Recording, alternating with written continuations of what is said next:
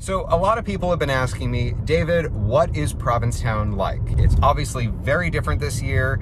The year is 2020 and today's date is the 4th of July. And some of you may have noticed I've not posted a lot of videos to droning Provincetown, partially because there's not exactly a lot going on right now, and also because I've been spending a lot more time working on my YouTube channel, my real job. For those of you who don't know what is my real job and who think this is my real job. This is not my real job. This is not my real job. So we are going to take a little stroll down Commercial Street and we're just going to see what we see. I know a lot of people out there are asking me questions about what is it like, and so I thought, why don't I just show you? Right, Jay? You got it. And by the way, it is totally legal to stand through a sunroof and film with your iPhone, as we've learned. You gotta sit. You have to sit. Yes, sir. Let me start by saying the goal of this video is to document history. This video is not sponsored, and I decided to create it to give you an accurate representation of what life looks like during these very strange times. If you decide to visit Provincetown this summer, the first thing you should know is that businesses that are open are operating with a fraction of their normal staff, which means it's harder than ever to get into a restaurant. Some businesses like Finizzi's and Liz's Cafe have turned parking spots into outdoor dining. While this is great that those businesses are able to stay open by offering outdoor seating, it does mean that the parking situation has become even more challenging. So if you're just planning to visit for the day or even a long weekend, you might want to consider taking one of the 2 fast ferry services from Boston. Or you can take a 20-minute Cape Air flight from Logan. I realize a lot of people may have concerns about traveling in a small plane during these times, but keep in mind Cape Air's fleet all fly at lower than normal altitudes, which means the planes cycle fresh air as opposed to pressurized or recycled air. If you have a smartphone, I strongly suggest that you download a free web app called Ptown Dining. You can get it just by going to ptowndining.com on your phone. This app clearly shows which restaurants are open, which ones offer indoor or outdoor seating, takeout, and delivery options.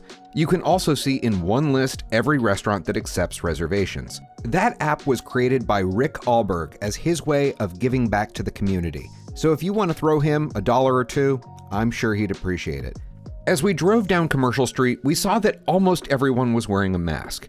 Now, whether or not they were wearing a mask correctly, that's a different story. Another thing you're going to want to keep in mind, there are a total of 9 public restrooms in the entire town, so plan accordingly. While T-Dance is canceled, the Boat Slip has put a lot of work into improving the buoy bar out front by adding large tables and a giant fire pit.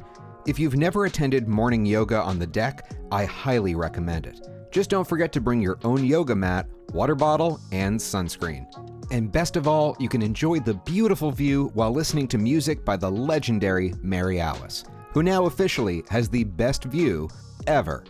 Well deserved, I'd say. I actually couldn't get out to film at the beach due to a recent knee injury, but these photos that were posted online seem to show a lot of people have chosen to ignore social distancing, at least during this weekend. Again, most people in town are obeying the rules, but unfortunately, not everyone. The National Seashore was called in after this image surfaced, advertising a dance party on the 3rd of July. This footage was taken on the 4th of July, and just look how many bikes we saw leading up to the entrance to what has become known as Boy Beach. The parking lot at Herring Cove was also pretty full. I'd love to show you drone footage of those 2 locations, but unfortunately they're both located in National Seashore, and let's face it, I wouldn't do well in prison. Other locals have reported evidence of large house parties made up of mostly younger men. If the beach or exploring Commercial Street aren't your thing, consider renting or bringing your own bike to explore the vast amount of bike trails Cape Cod has to offer. Here is what the Provincetown Inn looked like on the 4th of July. You'll notice there are not as many tables, and there is a significant distance between those tables, and many of the lounge chairs have been moved to the lawn. Once again, while most people in this group seem to be social distancing, very few were wearing masks, and there were a few clusters of people who did not seem very concerned. When it comes to entertainment, here's what's going on. Starting July 6th, whale watches will be returning at 50% capacity, so you might want to consider booking your tickets well in advance. Art's Dune Tours is back up and running and has installed plexiglass between the driver and passenger side. Vehicles are disinfected after every ride with medical-grade foggers, and you won't have any strangers from other parties joining you on your trip.